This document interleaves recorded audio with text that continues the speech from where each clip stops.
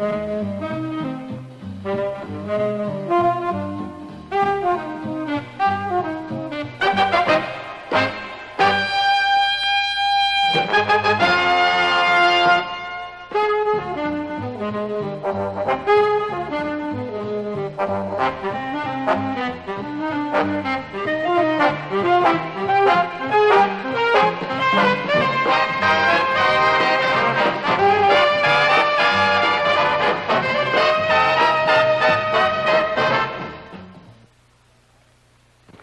know, mixed doubles is a fantastic adventure, and it really is, and we're going to have a little fun with it. And so what we want you to do is listen very carefully to what we say and try out some of these things at home. Hopefully it won't cause a divorce or anything with any of you. You've had a couple of pretty tough days now, and you're starting to get the feeling for some strokes.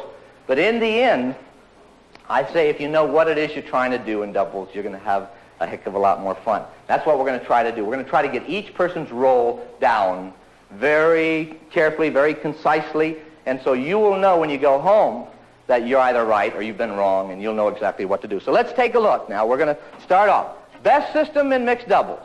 Think about it. Best system, both players up at the net. Second best system, both players back. Worst system in mixed doubles, one up and one back. Most universally played system, one up and one back, right? Okay, so we're honest about it, and we're going to cover that. It's most universally played, one stays up, and one goes up and one goes back. So let's think about it for a minute. Now, think about this for a second. Both players are at the net. What chances do they have in good tennis? In good tennis, the two players who are at the net have a better than 95 out of 100 chance of winning the point. 95 out of 100. Think about it. If you are intermediate players and you get the net, your chances are still about 50-50. Beginners rush the net in order to lose at a faster rate. Right. That's true. And you know that. Okay? Now, but it's true, and you really know that. You run up and dump it. But let's take a look at this thing. I don't discourage beginners from going up. I say eventually the game is going to be there anyway. So go up and have some fun and try it. I love to see people go up. All right, now let's go through another thing. We want you, when you go back from here, not to give away those little tips to let people know that you're crummy. All right? We want them to know that you're really good. But there are some things people say that let people know they don't play too well. The first one in doubles is they say, watch your alley. All right? That is a tip-off you cannot play. All right? Watch what happens. These two intermediates are playing, so this guy watches his alley, and this guy watches his. Right? They are one player short. Right? Because somebody's going to drive a train down the middle, you see. But it's true. We've seen intermediates who guard their alley, and they can reach out to here, and their opponent still tries to hit down the alley. Right? That's one. All right, now think about how intermediates differ from pros. Intermediates differ from pros in this manner. Pros watch the center. Pros hit down centers, and pros watch the center. Very carefully, like this. Why? Because there are three reasons why you want to go down the middle. One, the net is lower in the center than it is in the side. Net is lower, so pros hit down the middle because the net is lower. Two, you reduce the angle at which people can volley back over a lower portion of the net. And three, even pros come together and clash rackets. Even pros do that. All right, so now think about it. If you're playing intermediates, and they play here and here, and even the best system against pros is down the middle, why wouldn't you play intermediates down the middle? All the time. But people don't. They still try to get them down to the alley. All right, if you get a ball down the middle, who takes it? Always the biggest thing. The man says, you know, darling, right? You're way ahead of me. So he says, look, darling, this is your side. This is my side. Never get on my side. Right? He gives that little inference like if you come close to this line, our chances of losing the point increase proportionately. All right. But we want you to understand that when your ball comes down the middle, all you have to do is make a decision, who's the better player? Who's the better player? And whoever's the better player takes slightly more than half. Takes 5/8 of the distance between you, and this person takes 3/8 of the distance between you. That's all. All right, now what's the best net position? Best net position is when the ball is down the center, you will be 11.5 feet apart with your inside feet. You're like this, boom, all right? Now, if the ball now goes over here, you now go over there, and this person goes over there. You go like this. You say, the ball's gone that way, do-do-doom. Ball's gone that way, do-do-doom. All right, it's a drive, doom-doom. It's a lob, doom-doom. It's a drive. It's going right and left. That's how you recognize a good team. Intermediates, one's playing, it's a drive, and the other's going, it's a lob. They got, They're hardly ever together, all right? All right, now let's talk about which player gets the volleys at the net. Who has priority at the net? Because this is an important concept. Let's get this out of the way right now. Player 1 and player 2. Player 4 back here has the ball. He's going to hit the ball right to number 2. Now remember this. When the ball is hit to each player, and it's going to be a drive, your job is to take 2 steps forward. You and your partner can call it out to each other. Say, it's a drive, and you both go, toom-toom, 2 steps forward. It's a lob, toom-toom-toom, 3 steps back. If this person goes, it's a drive, and goes to here, this person says, it's a drive, but stays right here. Who has priority on this ball coming from number 4? Number 1. That is important. The closer player to the net has priority on every net ball from post to post, if he wants it, or if she wants it. Why? Because when this ball is coming to this person, the person who's at mid-court, on that in the service court, slightest down hit on the volley can pull the ball right into the net. This person right on top of the net can come across and just do this little thing right here and end it very quickly. But you know what happens? Every time this person runs in front of this person gets mad. Says, you took my shot. That's a big argument. This person should get mad at this person. Why? Because they're having to play your court and theirs. If you want to get mad at this person for taking that ball, you better understand that it's your responsibility to get up there where they were. If you let somebody in front of you to take the volley, it's because they are in the position now that you were supposed to have been in yourself. Don't get mad at them. If you don't like them taking your shots, get your butt to the net and get your own. Right? People say, but I don't want to clash. But this ball's coming to you. You're the closer player to that line. This person had to come all the way from there. All right, now let's take a look at a couple other points. Very important concept. Now we're going to work this all the way through the session. All right? What do you do when you're up in the net and the people back here decide to lob? Well, if they do lob over your head, you come all the way back. Do they come in? You darn right they come in. Why do you come in when you lob over somebody's head? Because the net is a fortress. The team that gets the net controls the point 95 out of 100 times and gets in it. Now, they may miss it. They control it. You understand that? They may miss volleys, but they get the shot and just miss the shot. But the net is where it's all going to be. Now, if you lob over their head, they go back, and you go in, because the net's a fortress and you're trying to gain it. That's all there is to it. You lob over their heads, you go in, they go back. They lob over your head, they go in. People say, I don't want to play that way. Who wants to play that way? Winners. Winners want to play that way, right. But it's boring. You say, people say, well, wait a minute, though, wait a minute. When they hit the ball over our head, I'm getting tired of making that trip, I'll just stay back. But here's what good players do. Good players go, drive or lob. It's a lob. They go 1, 2, 3. Now they're both back here. By the time this lob is even with this service line, their job is to get to this service line. So that's all you want to do. You want to say, drive or lob, drive or lob. Do people do that? No. They run up to the net and go, drive or lob, drive or lob. Son of a gun, it's a lob. Right? And they turn and run and give it the big thing up over their head. Very common, very common. All right. Now we got the lob. Get those concepts straight. Let's go through some myths, because we got a lot of them. Let's warm up here. Got a lot of myths. Take a look. First of all, we talk about mixed doubles, the man is the culprit. And when we say the man is the culprit, don't get mad at me now, because we're only going to tease you. But it's true. We're teasing you, but it's true. But we know this is not you. But tell me if this is not true. The man is going to serve. He's going to play mixed doubles. And he says to his partner, he says, darling, you are so super. When you play the net, I cannot believe that. Right? And if we win this match today, we'll be king and queen of the block. Right? And so when you play the net, I'm going to put you here. Right? Is that right?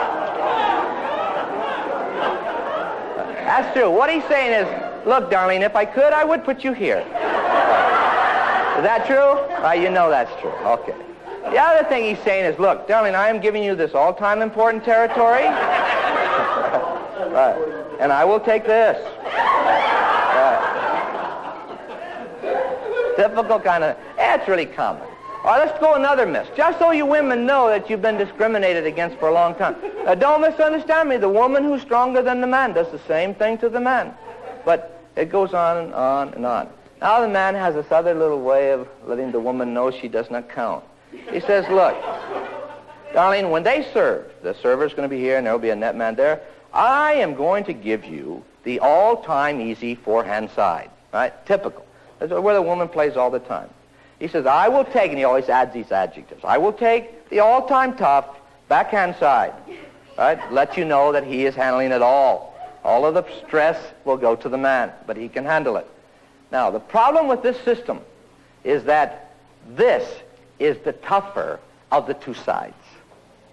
By far, we want you men to know you will never make a woman famous if she is playing the right side. She may make you famous. You will never make her famous. A woman in mixed doubles besides is going to get 10 times more shots. Now, why is the right side so doggone tough? Because they don't hit to your forehand. That's why in good tennis. Think about this. They serve to your backhand. Why do they serve to your backhand? Very important thing. Because when people serve to your backhand, the chances are 85 out of 100 that you will raise the ball higher than if you hit to their forehand. People on forehands have a tendency to do this and keep the ball low. People on backhands have a tendency to do this and raise the ball. You're playing doubles. Where do you want the ball? You want it up so you can come in and give them the fuzz sandwich, right? You want to deck them, all right?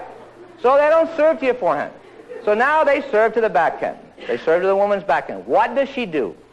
She pulls across the ball, just like this on the backhand, right? Where does the ball go? To the net man, all the time. What does the man say? Stupid.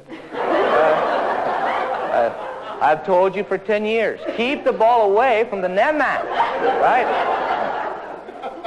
Now he says, look, darling, I will show you one more time how to do this, right? So now the man's on this side and the woman's here. Now, where do they serve to the man? Same place, to the backhand. Serves to the backhand, all right? What does the man do? He pulls across the ball, just like the woman. Same way. Where does the ball go? Perfectly. Over here, right? What does the man say? See, dummy, how easy it is. Right? I'm telling you, if the woman were on the left and the man were on the right, the woman would be saying, stupid. Right? Same thing. So remember, don't let them foist that stuff off on you, women. I'm telling you, 'cause you've got the tougher side. Now, there's another reason why you have the tougher side. It's because when you break another team's serve, it's almost always a very close game. And if it's a close game, that means it's deuce. And the woman is returning serve at deuce. That's the pressure point in doubles. If that woman returns serve well, then wins the point. Now the pressure falls on the server, and the man on the left has all the pressure transferred to the other side. They don't hit as strong a serve. So again, the woman has a tougher job. Now in men's doubles, women's doubles, same thing. The right court player has the tougher job. That's all we want you to remember. The right court player has the tougher side. Just have some respect for it. The great doubles teams in our history have been made by the right court player. All right? We're ready to go. Now we're going to talk about the role of the server. The server. Let's start on this side. Server's going to stand as far to the right in doubles as he possibly can, or she possibly can, and still guarantee that they can hit that backhand corner. Now, why do you want to hit the backhand corner? Because you're going to the net in doubles. Why are you going to the net? Because of the 95% rule. Now, does this person know you're going to hit to the backhand, the one who's receiving? Mm-hmm. Yeah. They know it and you know it. And they know you know they know it. Everybody knows it. Right. The real question is, do they have a backhand? See, that's all that happens. Now, that's true that beginners won't do that. Beginners stand way over here to receive. Right. Why? Because they want no backhands. Right? They just go, look, Bertha, anything to my backhand will be out. Right? Now, Why does this advanced player have to stand way over here? Because he has a principle he has to follow when he's receiving. And that principle is, when you receive in big-time tennis, or any kind of tennis, you must stand halfway between the range your opponent has on the serve. All right, so when top players can serve, they can serve from there to there easily. And somewhere in there is about halfway. That's why you see those top players standing very close to that line. So think about it. Now you say, well, my people I play can only hit it between here and here. Then stand, just divide it in half. There's no big problem. All right, so now you know where the receiver stands. Server's going to serve and serve into the backhand corner. You say, well, this person is going to why don't they just stand over here then and wait if they know it's coming to the backhand? Because if they stood here, they violated the halfway principle. Now this person serves like that. These people would have to call a cab to get that ball. They couldn't get over there the same day. See? All right, where does a net player play? Net player stands right where those diagonals cross. Can net players stay? Do they usually stay there? No. Why? They don't trust their partner, right? That's true. This guy serves and hits this gal, right? And she says, dummy, you hit me in the head. And he says, stupid, you wrecked my best serve. Right? And they get those little arguments going. All right, receivers here. Now you know where the net man's playing. Partner of the receiver. The partner of the receiver, player number 4, stands inside this line or just behind the line. Now, we like you to stand just in front or just in back so that you can help the umpire call, if you're ever fortunate enough to have an umpire, call the service lines and they can't see through your legs. So learn to play here or here. Now, this is the key role in mixed doubles. This is the key role in mixed doubles. The partner of the receiver. Now, in most tournaments, we see intermediates play. This person thinks he or she has nothing to do, right? This person's receiving. So this person is getting a little tan on this side and a little on this side, which is true. But it's not going to do you any good. What is the role, then, of this player? This player's job is to get to here or to get to there as soon as you possibly can. How do you know whether you're going here or there? Any time in doubles, if you can hit the ball at your opponent's feet and make them lift, you can come forward. So if the receiver took the serve, hit it back at the server's feet, this person's coming forward. If this person hits a high ball back to the server, this person's going back. So your goal is to be back or up, here or here on the very next shot. So now let's go through a typical point. Number 3 is the receiver. 2 is 1. 1 is here. 1 is going to serve to 3. Is 1 going to the net in good tennis? You darn right. They're going to serve and go the rest of their life. All right. 1 serves to 3. 3 is going to run over to hit a backhand. Typical thing. What is the job of number 3? Number 3's job is to get the ball away from the netman. Keep it away from the netman and hopefully at the feet of that onrushing server. At the feet of the onrushing server. Now, think about it, women. You have to go inside out to keep the ball away from that netman. When the ball goes to your backhand, if you're on the right, you will have to go like this, whereas the man can go like this and be super. Remember that. All right, so you have a tough job. You got to get it at the feet. How does number 4, who was originally standing here, know what to do? Well, I'm number 4. My partner's getting ready to receive. I watch like a hawk. I see if the ball's going to go long. If it's long, I call out. If it's not long, I watch you. Now, I'm number 4, and I'm watching 1 and 2. Now, what am I watching for? I'm watching to see, all I'm watching to see is the ball that's low. If it's low, then I know if you're bending down, my partner's just hit at your feet, right? So you're going to bend down and lift. I'm going to run in and give you the early lunch. That's all it is. Just shoot, all right? Now, you say, but what happens if my partner returns high? Well, I'm going to see you, man, because you're going to be coming in going, no, you're about to kill me. So I'm going back. I'm going here or here, one or the other. Just by watching you. That's all I do. I just watch you like a hawk. And the minute I see you bend, I'm going in. If I see you going to hit down, I'm going back. All right? Now, let's take a look. 1 serves to 3. 3 returns to 1. All right? 1, the ball is at number 1's feet. 4 goes, pew. Right? 3 goes forward. Why can you go forward when the ball's at your opponent's feet? Because they're going to have to lift it. Anytime, remember this, anytime in doubles, doesn't matter where your opponents are. If they're lifting, you can go forward. Because they can hit it hard. They hit it hard, it's going to go up and out. They hit it softly, you want to be there. All right, so now, number 1 is here. Now, take a look at this. You're number 4. And you're jumping in there on top of the net now. And say this is court level right here. Now, you watch me. I'm bending down now, just for the sake of argument here, right? Just for visual purposes. I want you to see that the racket is pointed towards you or away from you. I'm bending down. This is court level. Your partner's just returned at my feet. If you were number 4 now, you would watch only my racket face. Now watch it. If I go like this, you can see it's coming right back to you, right?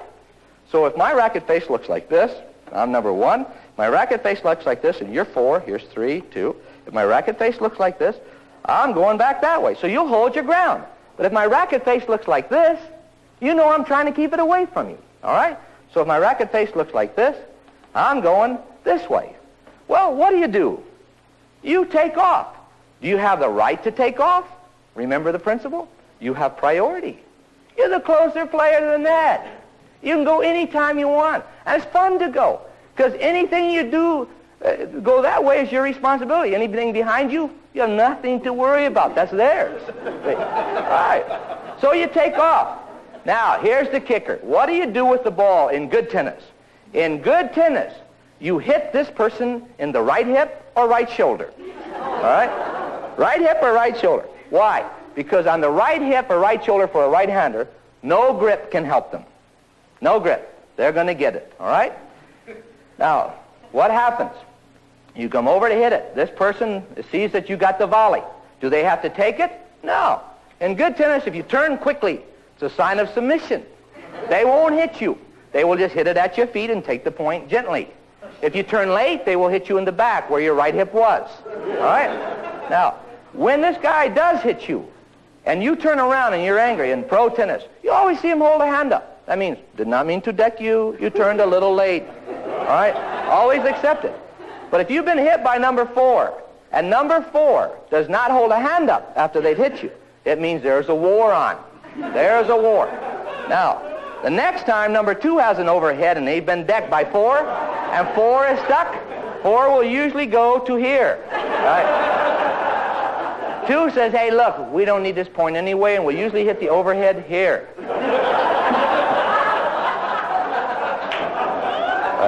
It goes that fast. It goes that fast. All right. Now, look, all we've said to you is your partner's returned at somebody's feet. You've both come in. They've lifted the ball, and they've come in and decked it, right? That's all we've said. All right, let's go the other way. 1 is serving, 3 is returning, 4 is here. 1 hits to 3. 3 returns, but 4 is looking at number 1 coming in. And 1's got the racket high, and 4 says, I'm getting out of here, man. So 4 goes to there. Now, where does 1 hit the ball? Well, 1 comes in and hits that ball if it's high. They can hit it anywhere. But if you're not positive, you can put it away. Remember the concept. Go back to the middle. Now, go back to the middle. Where do you run if you were here and hit it to the middle? You run to the middle of your side. Remember, when the ball's here, you just run to there. If you'd hit it over here, you'd have run to here. All right, if you'd hit it way over to there, you'd have run to here, and your partner would have been there. Remember, 11.5 feet apart. That's all. Just remember where you hit and go that way. If it goes that way, I used to tell people, you know, when they run right, you go left, because you reverse it. And they'd go, well, they couldn't get their directions down. So just go the way the ball goes. That's all you have to remember. All right, so it goes that fast. Now you're up at the net, you and your partner. So you've just hit a ball down the center. What chance do they have? Now look, there's nothing fancy. No chance. You have 95 out of 100. If you do the 2 steps up, 3 steps back. If they lob over your head, you come back and they go in. If you've taken your 3 steps back, you're not in trouble. You're not in trouble. But people get up here and they don't know what to do. They can't get the ball by you. You say, wait a minute. Yes, they can. Take a look at this. You've hit a ball way over here and you've had to move to here. That ball coming to there is one of the best shots anybody can hit in tennis. And yet you can get that almost with 1.5 steps. The very best shot anybody can hit in the game. So you're safe. You don't have to worry about it at all. Okay? Now, that sounds like a pretty good system. Unfortunately, that's not how people play. All right? Here's how people usually play the game. Around the world, we've been talking about nice tennis and all the things you can do in concept. That's the way people play. I wish it were, but this person says, Bertha, I'll take everything up, you take everything back. Right? This person says, you take everything up, I'll take everything back. Typical tennis around the world. 1 serves to 3. 3 returns to 1. 1 to 3. 3 to 1. 1 to 3. 3 to 1. Is that right? Right. See? What are 2 and 4 going to do? They just go, Hang in there, Bertha. They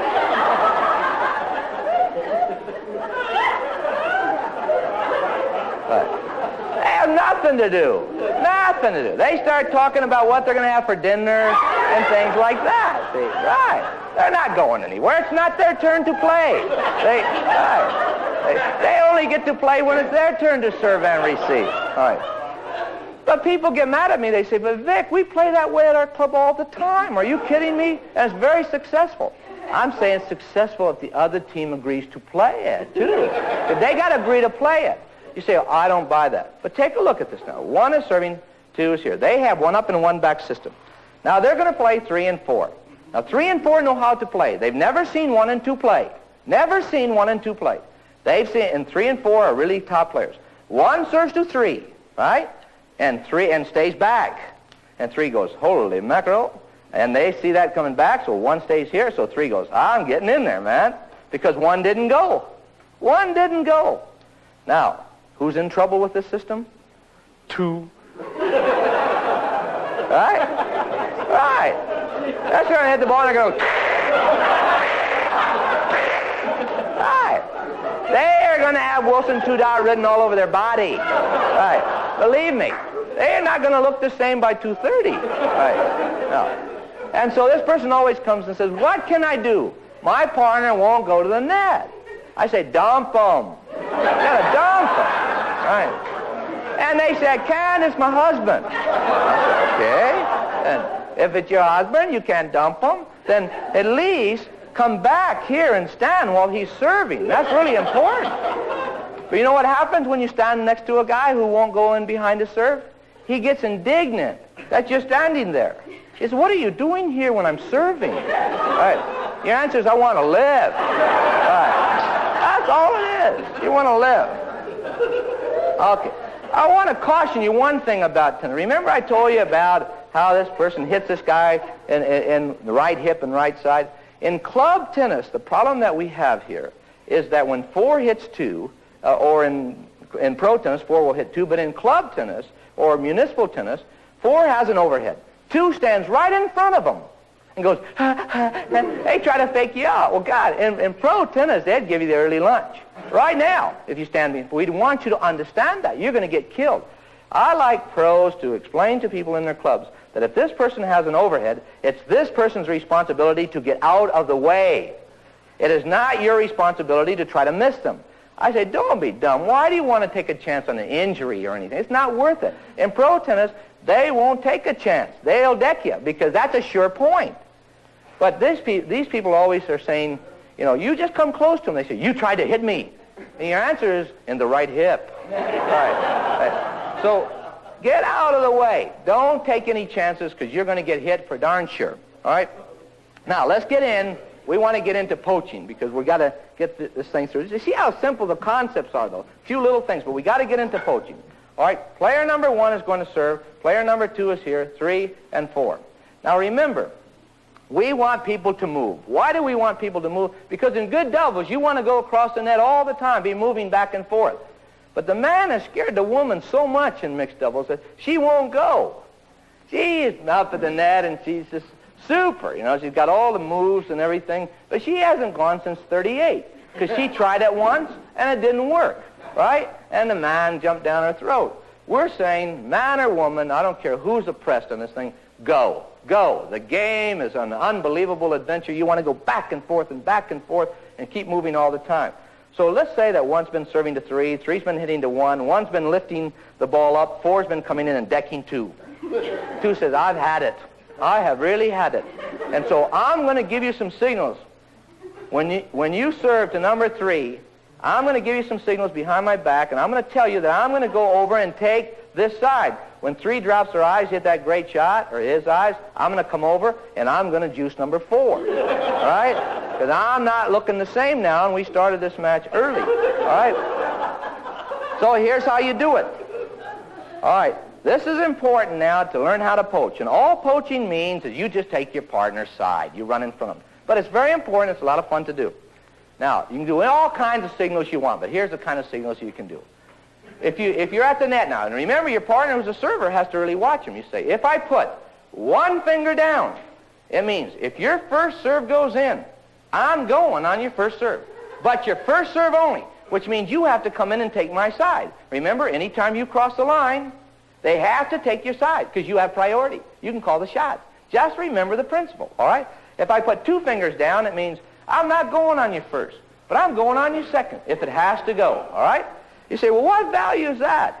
There's plenty. Look, you don't know I'm going, right? All you know is that little devil is doing something behind his back, right? You're my opponent. All right, so you don't know, all right? So I've got the signal. My partner knows that it's 2. I'm not going on the first. I want you to hit the ball to me because I'm closer to the net, and I want it, all right? So you hit the ball. You're ready to hit the ball, and I got 2.